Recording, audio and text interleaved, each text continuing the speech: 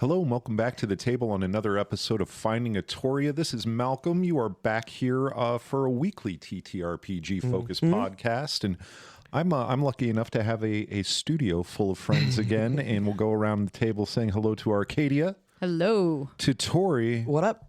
And Jess joining us today. Hello. And let me just say I'm very proud of you.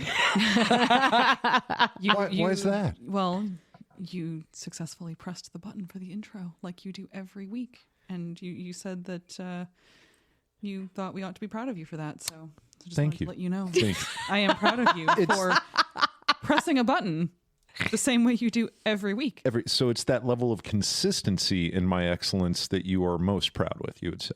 I don't miss the button. Yeah, I don't know that I have seen you miss the button. Thank you. Thank you very much. Would you like a cookie? I would not like a cookie. Right now, I'm really kind of full on being condescended to. It's filling. It's there's more calories in condescension than you would imagine. Yeah. Thank you very much. Just was saying how glad I am that Jess is here. And what would you do without my condescension? I don't know. Let's take a little time and find out. What?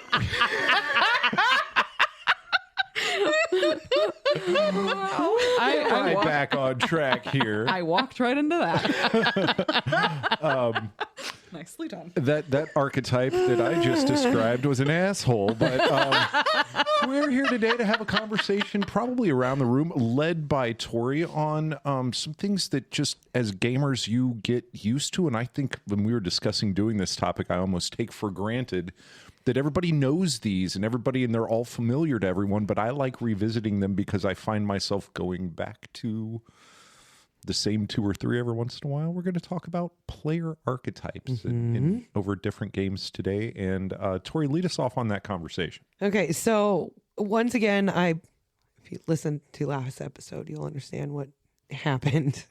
I did the story Thank you. I just blanked on what I just talked about. For you, it's been a week. For Tori, it's been 32 years in a hospital in Santa Barbara. Yep.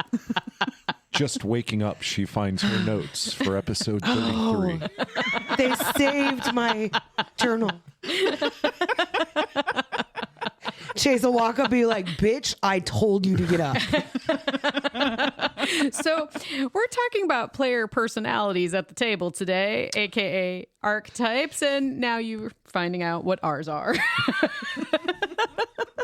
I mean, so what you do is you take an asshole and you dip it in sarcasm.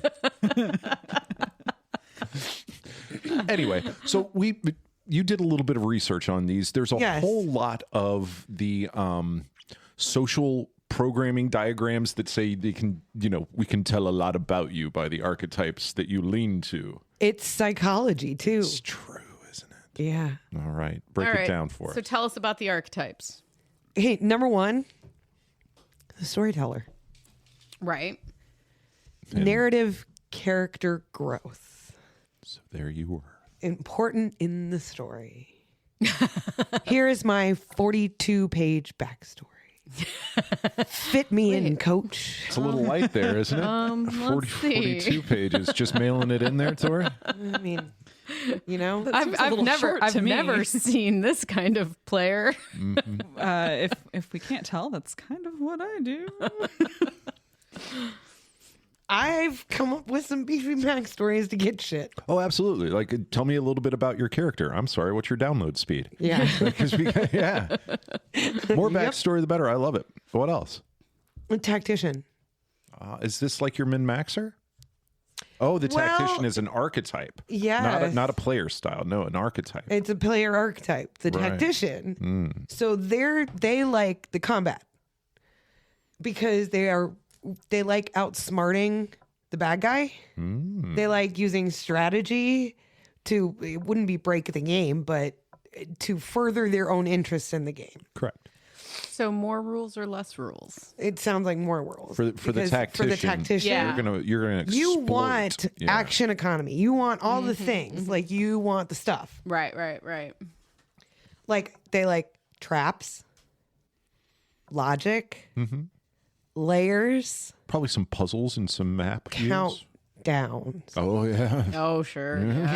Yeah. Countdowns. big fun. Being able to use the rules to control the game. Yeah. Tactically. Yeah. Tactician. Okay. Anybody's characters show up in this yet? Could be. Storyteller. Tactician. Honestly, I pulled one of my characters into that because that's Nori. Yeah. Yeah. That's the way I play Nori. Yep. Yep. Always using the rules to weave through the world. Yep. So what else? The Explorer. Okay. They're the ones that want to know what's like further that way. Did you mention a room? Yeah. Yeah. What's on the shelf? I'm going to talk to this NPC to grab the lore. I want all the lore. Give me the lore. See, I sometimes will short circuit that. Like if you're asking the tavern owner of a small village like massive lore questions about what was the Lich's motivation, they're just going to look at you with a couple canned answers like we have ale and cider. Just that kind of Jumanji thing where they only have so much that they know, and you can't pump them for. I don't care if you rolled a 29. They don't know. Yeah, I mean, that's realistic. I mean, your average pub owner isn't going to know what's going on in the Prime Minister's head. No matter the amount of skill you bring to the interaction or persuasion or threat, they don't know what you want to know. It's like when I was, my sister's playing as a druid, and she has to speak with animals, and she wants to talk to all the animals. I'm just like, okay, I am not role playing a squirrel. I will tell you what the squirrel says, but I'm not role playing a squirrel. I'm sorry. I've done that before, and very purposefully, like the people are like, "Oh, I want to get information," and instead it'd be like, "Have you seen an acorn? I need acorns. Right? Have you seen my pile of acorns?" That's kind of what I did. Like she started talking to a squirrel, and I'm like, That squirrel don't know jack shit. she asked the squirrel, it's like, "Have you seen some orcs go this way?" I'm like, "What's an orc?" Right. Oh no. Have you looked at squirrels' intelligence scores? Right? I would incorporate at least 5 minutes of this as nuts jokes. Like D's the nuts. squirrel is looking for its nuts. Squirrels nuts. work looking for D's nuts. Yeah. So what other types of players do we have? Well, and on the explorers don't like to get railroaded. Nope. No, They not at do all. not want to Give me get a railroaded. sandbox.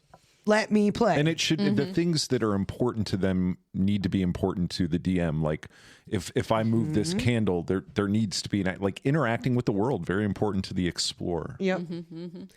The actor. Yeah. Quay? Yeah. The actor, the spotlight. They like the poignant role playing. They like bringing people to tears. They like those moments. They want the mic. Okay. I But don't they're know the- anything they're the- about an elephant type bard at That's all. what I'm so exactly. sorry. I was What thinking the Ron exact- Holt are you talking about? I was thinking the same thing. I was biting my tongue. Bite my trunk. When our GM isn't GMing, let's see what kind of player he is. Ron. Oh yeah, because like for that game, I was playing a knowledge domain cleric. Yeah. And I wrote into my backstory that I have a little dragon that sits on my shoulder, and the GM for that game was like, "Is it like an actual combat pet?" Like, no, it's just for aesthetics because I wanted a little dragon. Like, I'll allow that because it literally does nothing but sit there and look cute. Yep. So I have a little dragon that sits on my cleric's shoulder because of reasons, and they allowed it because. So using the backstory to justify having an adorable little baby dragon on my shoulder. Yeah, I think I'm a storyteller. Just a little bit of a storyteller. Just maybe a little Could bit. be. So actually, this would be my question is, does everybody at the table, like we're sitting here calling people out on their types, do you think you always play the same kind of, Nope. no matter what game you're playing, or do you change it around? If you look, I have names next to several. You can't see this right now, but Yeah, Tori's no, holding no. up So yeah, the Journal of so Amazing you Shit. change depending on character, Nor- depending on game. Depending on character and game. Okay. Nori is a tactician. I play Nori straight. Like that's what she does. Yeah. But then I've got a bunch of other characters that are not tacticians. Right. So At all. So for you, it's really based on who The you believe character. the character is, and it's not so much based on you. Nope. Okay. Jess, what about you? I think I pretty much always play as a storyteller because I think it's me. All of my characters are an extension of me in some way, and it's me as that character moving through that world. So whether I'm playing Ellen, my elf, princess, wizard, warlock, or my knowledge domain character, or Ash, my bard, there's always some element of I'm always working on a story for Facets of Jess, though, those characters are. They're it's like- going to be representations of you in some ways. in some so ways. Like, yeah, that's they are gonna all draw them together no matter the it's like game. they are all different characters, different backstories, different motivations, but there's only, and I can't be anybody but me. And I don't want to be somebody completely different. My characters are more different things that I might want to be if I were personally in that world. Avatars of. Yeah. So they are all kind of avatars of me, but there still is some core element of I want to like what I'm doing, and I want to. So I'm never going to create like an evil dragonborn necromancer or something because it's I don't want to do a evil neutral or whatever it is. Neutral evil. Yeah, neutral evil. Like I don't want to be an asshole. And I don't either. I wake up every morning and I'm like, no, not again, not today. But for some of us, Jess, it's not a choice. But no, I get that. And I to piggyback off what you're saying, I think it would be really cool to be like, you know what, I play all of my characters differently.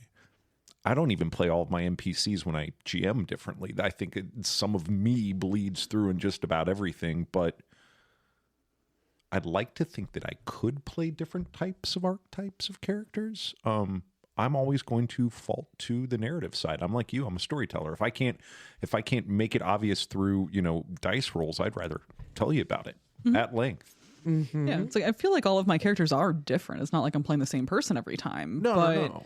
And how I approach it is, it's like, well, I mean, realistically, the story is more important to me than, like the dice rolls affect the story. I'm doing the TTRPG because it is a fun story, not because I killed one more goblin or whatever. Right. So that's just me. And I heard, Tori, you mentioned the Explorer. And as a GM, they are my most challenging archetype. Because as our dear listeners may know, I don't always populate every fucking room and every fucking thing. Nope. And I'm not trying to railroad you, but I have not planted 17 little things that if you move the bar stool, it's going to be cool. So when I have an explorer in my game, I've really got to, on the fly, reward that activity and that gaming style. To go and move every crate and look at what's inside the book. And my sister is an explorer. And fortunately, right now, I'm just working off of modules. But There wasn't anything else. Look, okay? It's the bottom of the page. In the first game, the first session I ever did with her, she found something in a fireplace. So now she has to check every fireplace in the entire world for more shit. And thank you, modules. Half the time there is actually something in the fireplace. There it is. People store all their shit in fireplaces. Apparently, she's found lots of magical items that way. She's found money. She's found random shit that just gets sold for money. Check it. Yeah, she's found all kinds of Check stuff. it. She calls it the magic pie bush. I don't know if anyone's familiar with this particular meme, but it's like somebody's dog has to check this bush every time they go by on a walk, and they posted about this on social media because once There was a pie. there was a meat pie in the bush, so now every time they walk by it, the dog has to investigate that bush thoroughly, and in case the magic pie bush produces another pie. It makes sense. I'm a hasn't, little bit but- too much of a dick of a GM to let that go on too long. 'Cause Right. at some point in time, that fireplace is not going to be a fireplace. Right. Fallen into a portal that leads to someplace very uncool, or And Mimic. guess what can mimic a fireplace? yeah, it's A mimic can mimic. and once I'm not running a module anymore, Oh yeah. she's yeah. gonna find that those fireplaces are Sure. gonna come back and bite her in the ass. little. Maybe literally, actually. I could actually have one bite her in the ass. Exactly. That Yes. would be fun. Hot poker. Hot poker? You're now poker. stuck to the fireplace. I'm like, oh no. Or the fireplace sneezes and you go, yeah. Bless you. Yeah, absolutely. There's just way too many things. Like if I Yeah, pick, I'm gonna have to mess around. I with want you to fireplaces. find cool shit in a fireplace. Don't get me wrong. Like I'm not trying to break it, but after about the fourth time where you're like, oh, fireplace. I'm like, oh yeah, fireplace.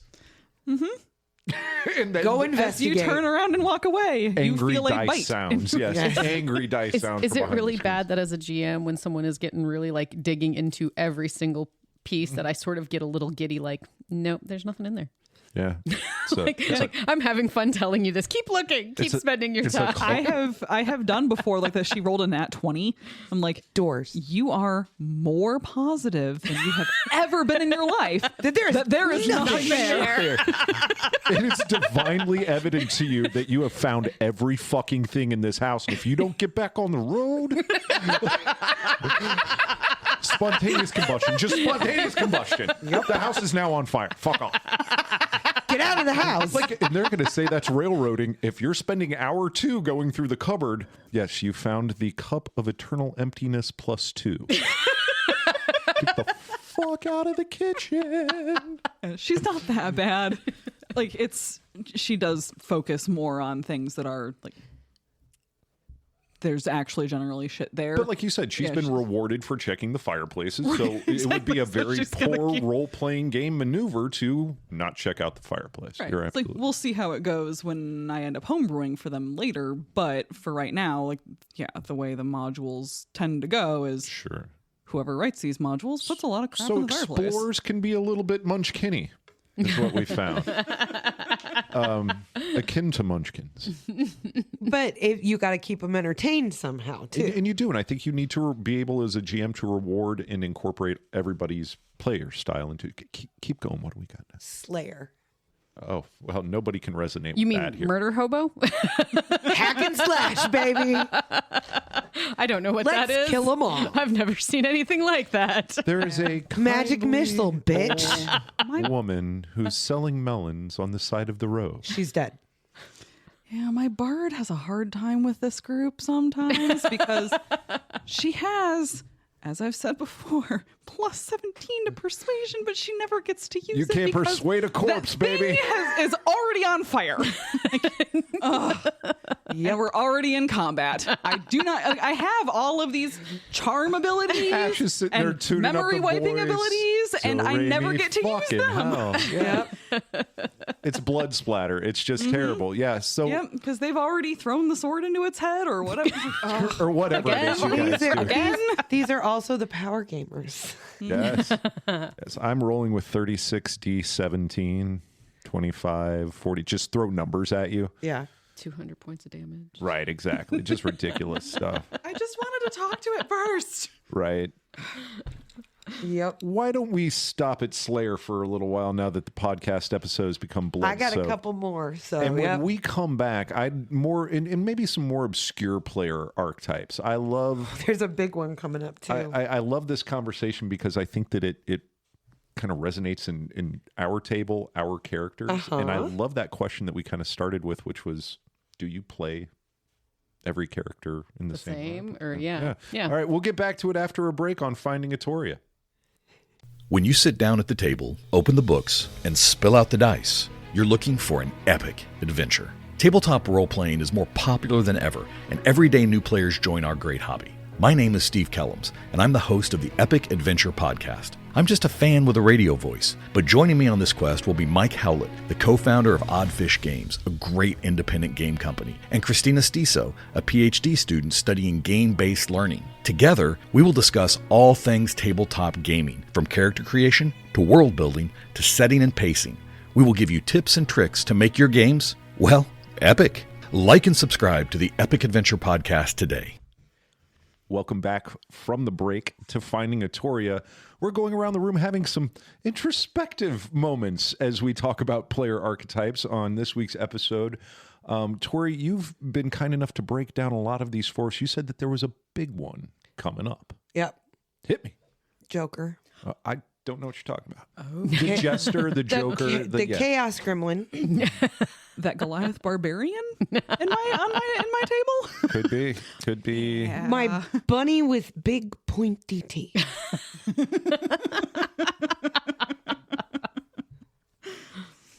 Emmy, the monk, or the like rogue raised in the monk. Mm-hmm. Shayla. Or Shay. Shay was, I identify as a problem. Right. That. Okay. That's Side fun. schemes. Comic relief. One-liners. Yep. Fun matters. Mm-hmm. Yep. I started running a sort of like combination Japanese history / slightly Star Wars in space sort of module, and Tori's character immediately decided, I identify as a problem. Look, I was about to get arrested. I might as well go out in a blaze. Roll for felony. All right. She's a rogue. All of them are rogues. Yep. So yeah, it's just been a kind of a Tori's archetype. Rogues. running joke since then. I identify as a problem. But and what I end up with? Death by death by snoo. well, you're a barbarian in space. Death by snoo. I don't even remember threw that at me. I don't even remember your character's name. All I remember is that she's a barbarian and everybody's calling her Death by Snoo. Wait, aren't you an Azamar? I can't even remember. I think at you this point. are. Yeah, I think so. I think you are. I'm looking forward to getting back to that game. I know, me too. It's been too long. Next one. This one's a big one too. The Guardian. Right. The Guardian. They're in it to win it, to make everybody safe. And they will do it even if it means jumping in the middle of it. Nobody dies today. Yeah. They always want to know, is this the right path for us to be on? Right. Everybody lives. Just this once. Everybody lives. Thank you, Jess. Thank They're you for picking it all up. about, they are all about the bonds that they form. And you'd be damned if They're always doing the perception checks. Yeah. They're always saying, "Hey, stop walking away from the party." They're the one that's always worried about the cohesion and everybody making it home alive. right.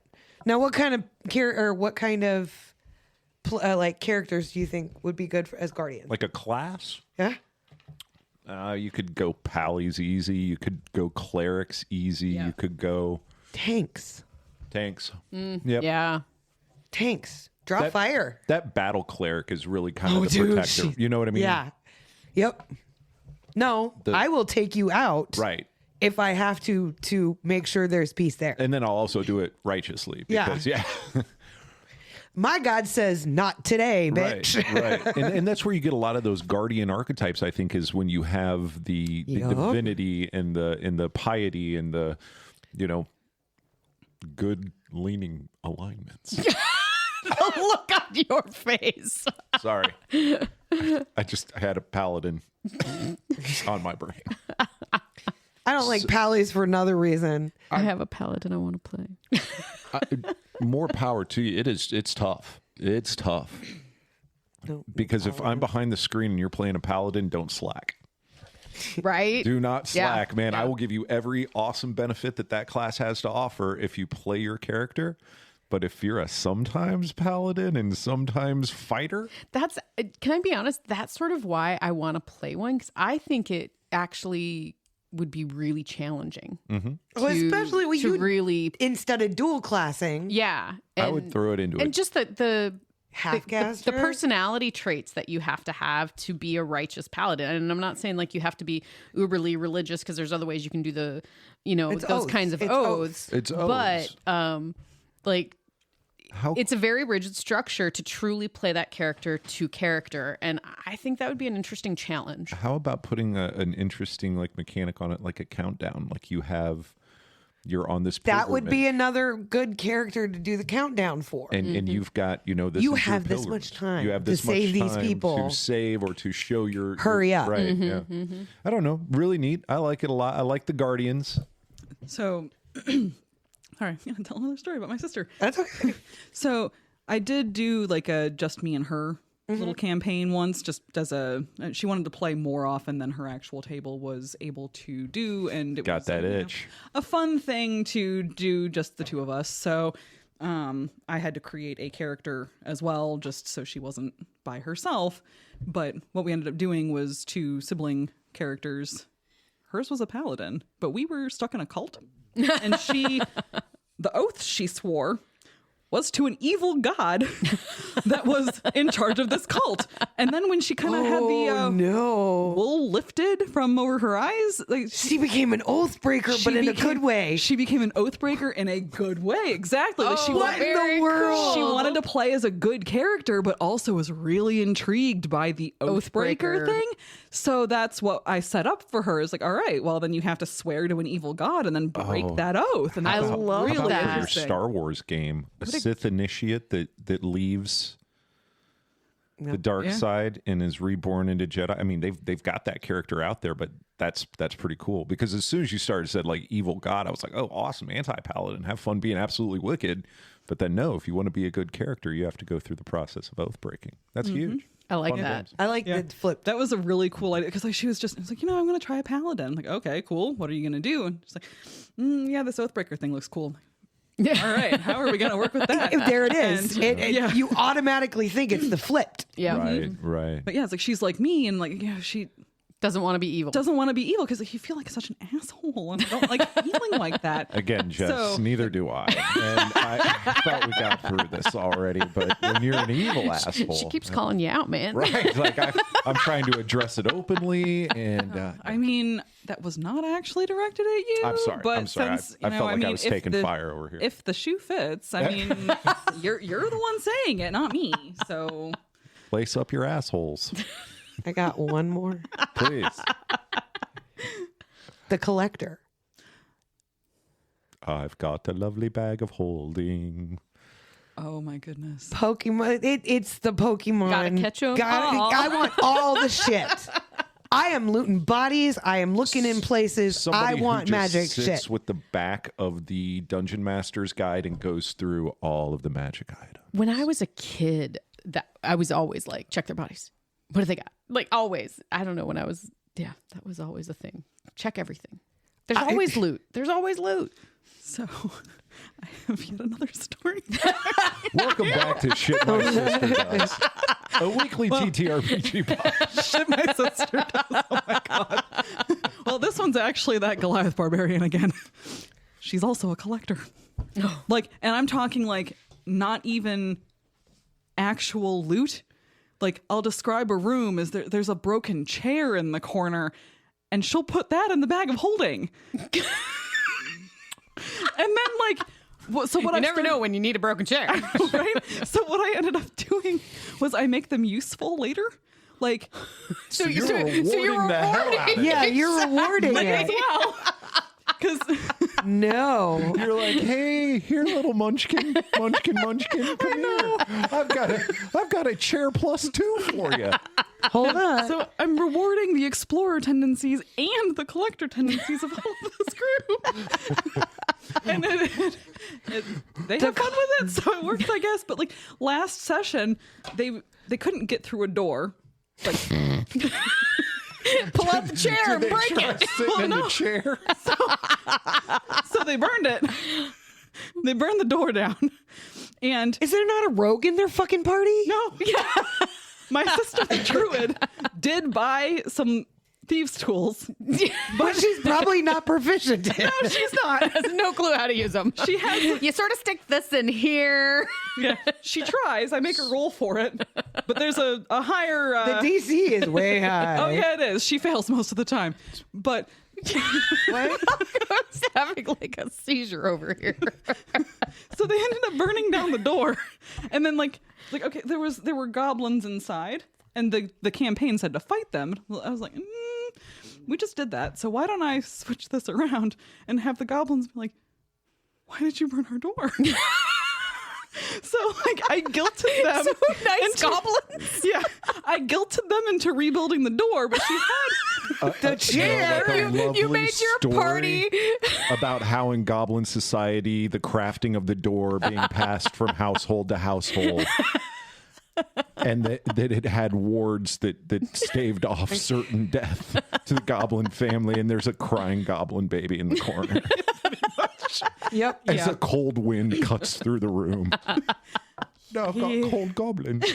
yeah, something like that. Sorry, sorry, wasn't my adventure. They used the broken chairs to rebuild the door. Because one of them actually had like carpentry tools. Like, okay, cool. So like they actually did it. That Like, had to have been a background. It had Right. to Oh have my been a gosh. background. Collectors are difficult though, because I do this, and you know who's really good at collecting and bring it back up is Chuck. Yes. I will just F around and give. All right, guys, got to wrap up the gaming session. So everybody gets this, and you get this. You were really looking for one of those. Hey, you found it, blah, blah, blah. And at the end of it, I don't always remember the stuff that people collect. And then 3 sessions later, he's like, so does my axe of glowing magical awesomeness do anything right now? And I'm like, you're what? It's like the thing that you told me was connected to my destiny, and that was really. Jess, did you catch a note on this? Yeah, I know. I'm like, this wasn't in Jess's notes, so it's not canon. But hold on. Okay, yeah, no, it's doing something. It's doing something right now, actually. But it's funny. Collectors are weird. They'll throw something at you. And they're the ones who want mastery over everything. and they will wear 3 hats. Like the Goliath Barbarian again. She's literally wearing 3 hats. She looks like Sauron with a like deerstalker cap. It's hilarious. Wait a minute. Stop. Hey. The character's wearing 3 hats? Yes. This is not like not an analogy for like, oh, she does 3 things very well. No, I mean that she's literally wearing 3 A hat different on a magical hat? hats. On a hat? Yes. But I'm allowing She's it hatting because successfully. You have my complete attention now. they are all magic items, but they're like the Cape of Billowing, that kind of stuff. Like none of them have actual, like they basically are cosmetic magic items only. So I'm like, all right, sure. Wear however many you want. So she's got like 3 of them stacked on her head. And one of them is like the Helm of Darkness. So her eyes glow red and like it's got spikes on it. So basically she's dressed up like Sauron. She's got a Cape of Billowing on. And like one of them is like the Dramatic pose. like she's got like You a see the hat little of technician rodents with the or fan? something. Yeah. Dramatic pose. Like More fan. so when I say she's a collector, I'm not kidding. These are the optimizers. So when the rule book says no stacking, and you're literally stacking the hats, there's got to be some fun GM situations there. I know that you're totally enabling munchkins at this point. Yes, I am the worst munchkin. the inmates, as it were, are running the asylum as it was. But could there not be some fantastic repercussions for stacking hats? These are the min-maxers. People do kind of look at her a little sideways because I mean she's literally like Sauron. If We're she gonna had a knock deerstalker 3 cap off on. your charisma. It would have to be. It would have to be Jesus. part of their name. Like they're known as. What's the character's Drink first party. name? Megarius. Megarius, 3 hats. Okay, I'm done. That's $1 million idea. I don't know. I'm I very could have excited all of about the this. goblins on this one level of the dungeon start referring to her as 3 hats. Have you seen 3 hats? 3 hats, the door She builder. left the babe crying in That's the corner. right. Well, she wasn't the one who burned it down. That would have been my sister, who couldn't get through the door with thieves' tools, so she burned it. Old 3 thumbs and 3 hats. 5 thumbs and 3 hats. Yes. The door burner. Celia's a collector. Yes. Yeah. Straight up. Draville was too. I Yep. got very, very excited you would. about Yes. shit. Can I have that? And I was want that. GMing that game, so I couldn't most times. But like when you tell me that there are wondrous figurines, and then I point to my vault of gold, I'm gonna buy them. I'm gonna have them. Nope. It was the coolest damn thing in the world to just be like, yep, there's a couple lions right by you, like right now. Well, wait a minute, where's little figurines? It was fun stuff. Yep. That and the Rod of Rulership. You got it. You know, you should name it Treville's Rod. Thankfully. How dare I ask how big this rod is? Well, I have to go. who's moderating this episode? You. Oh, shit. Yeah. Yep. So welcome back to Things Adri That doesn't Might Be- talk about such things. What can you say after you've said what you've said? Moving right along on this story of player archetypes. Actually, I was going to say, now how do you deal with having a bunch of these different ones all at your table? Yeah. Because everybody plays differently. And so you have to, And I think it really does sometimes. I'm sure it can get real complicated real quick. Yeah. And I think you answer the question of how difficult it is by asking the question of what are the players at the table wanting from the game? Right. Because they're going to play to that desire. Yep. And if you try to incorporate at least a little bit of all of that into your game, you can keep them invested at certain times. But it's difficult, especially with, we had these issues recently at our own table where you just have some very large martial battles that don't always incorporate skills that are non-martial. That can suck for players that aren't up there to hack and slash out. There's difficulty to it, but if you can bring in certain parts at certain times, I think that it works. Well, and I can think about just how it, especially if you are doing it where it's sort of based on the character, where you can have character clashes. And I'm thinking back in the day, well, this is what my character would do, you know, and you end up with one party member killing another party member because this is the type of player. This is the type of person this character is. Mm-hmm. And so I could see in some situations where they could clash. Oh, definitely. And you know, see PvP. Yeah, see your own session 0 for PvP rules. But, Yes. It does, depending on how dogmatically a player is going to stick to that archetype and how they're playing and what they want out of that character in game. Yep. It can bring you into conflict with contrary positions at the table. But I will say, as a GM, like I also would like to have multiple types of archetypes at the table. I think it makes the game a lot more interesting. Collectors going to collect shit, make it important. Explorers are going to explore shit, make it important. Make that aspect of the game. Technicians. Yep. Bird does not want to get up from the table until she has been able to execute certain things in a game session, or at least roll for them. There's no gimmies. We don't do gimmies in the game. No. But you show up, especially when you're playing Nori, Nori to flex those muscles of tactical. I want to game. see how we're going to fix this. Yep. How are we going to do this? We Right. can do this. Sure. But there's got to be some sort of fucking strategy. I need battlefield control for her. Yep. That character needs the battlefield control, but makes all the sense considering her backstory. Considering the backstory, and that's where I go to Ash, which we, when we were younger, did not play with a bard in our group. Not used to GMing as often towards a bard. We were Murder hobos. hobos. Yeah, which is where I'm running into. So you mentioned that we had a problem last week, well, and that was me. That was entirely me. Not even a problem, but just something to be recognized that there needs to be more opportunity for other things inside of that game sphere. And I think that just recognizing that is part of keeping your game going and evolving, because things could also easily slip the other way. In the fact that I'm a very narrative GM and I love the idea of, okay, we're going to spend a 45-minute game session role-playing through this interrogation or whatever it is. And people are sitting there with their axes and their bows and they're going, are you fucking kidding me? Can I shoot something?